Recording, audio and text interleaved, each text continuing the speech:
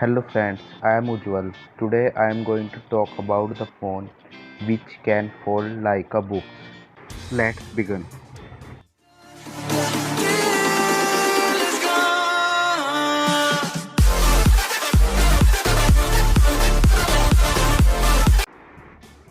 Microsoft launched a number of products at its Surface event, but it can be called the most important Surface Duo, which is a phone-like book. Android has been support in this phone.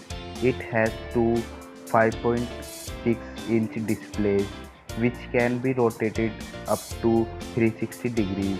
After opening, this becomes an 8.3-inch tablet.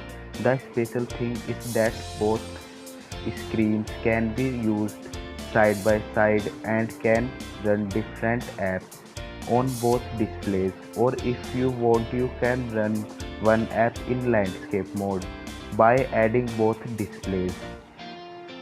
For gaming, you can also use another display like a keyboard or game controller. Along with this, Microsoft has designed the hardware with Intel processors. Thanks for watching. Like, share and subscribe for more videos like this.